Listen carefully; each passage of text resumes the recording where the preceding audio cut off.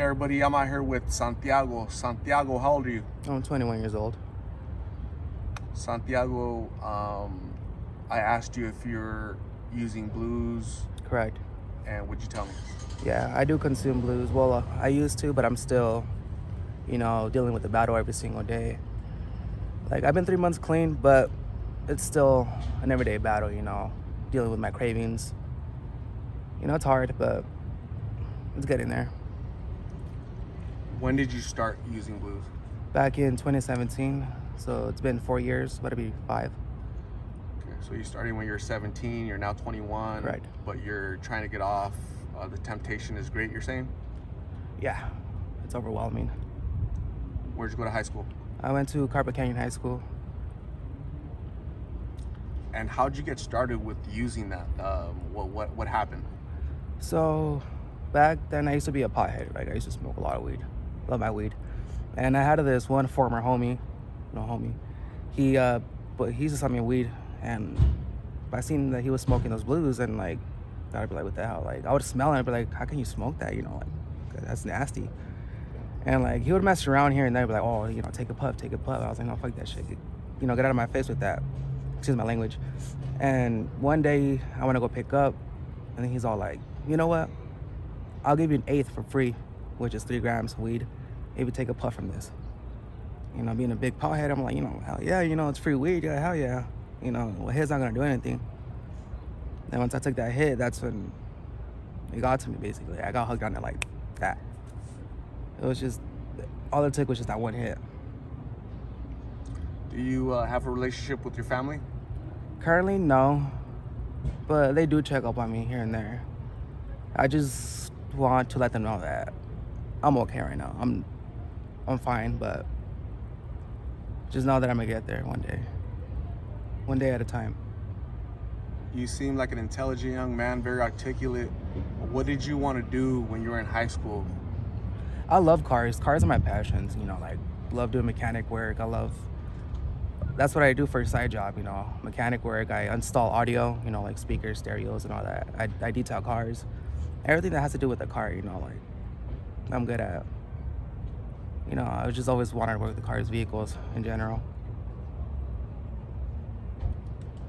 How long would you say before you're starting your life anew, like again, as far as trying to work towards something, like if you want to go back to school, be a mechanic, work on cars, get an apartment, start dating? When do you think that's going to happen? A year from now, 6 months from now, tomorrow? So honestly, like to be real, I don't really think about that yet.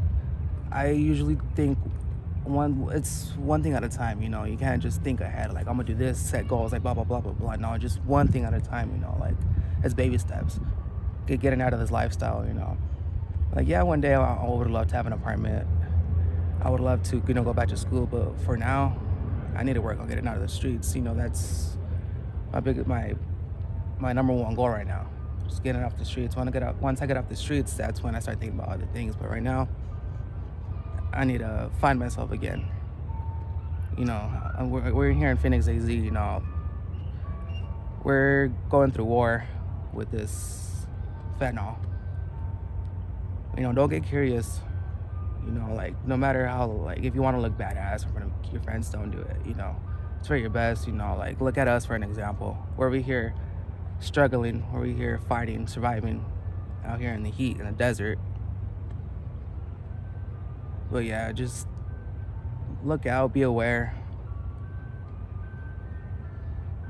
Is that going to be something that you're going to handle? Can anybody help you? No, I honestly, I don't seek for help.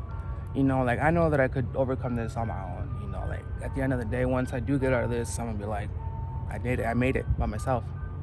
Nobody was there by my side. It was just me, myself, and I. Don't look for that attention. That's what I try to do.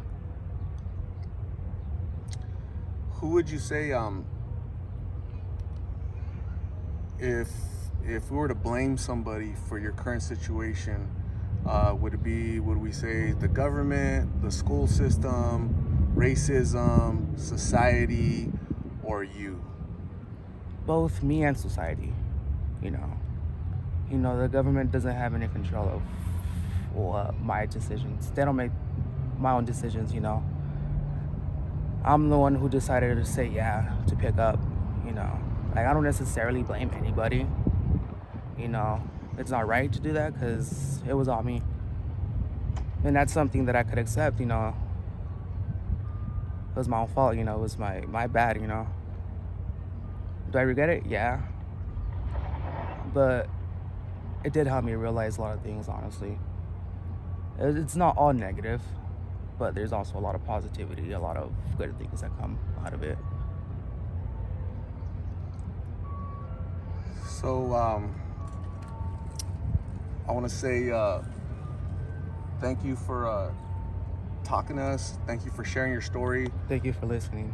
Honestly, Yeah, I'm out here. I talk to folks out here trying to plant seeds, let people know that you're thought about, you're cared about, you're not alone. You know, if you want to go to treatment, I'll take you to treatment.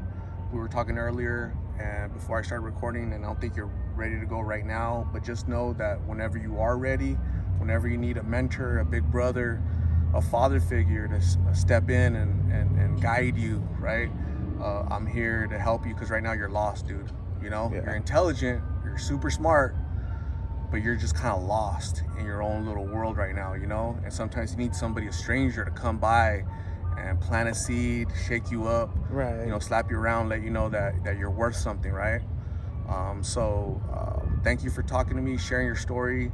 I got to connect with you for a little bit. I'll give you my contact information in case you need something in the future. You need help. I'll try to be there as much as I can. Okay.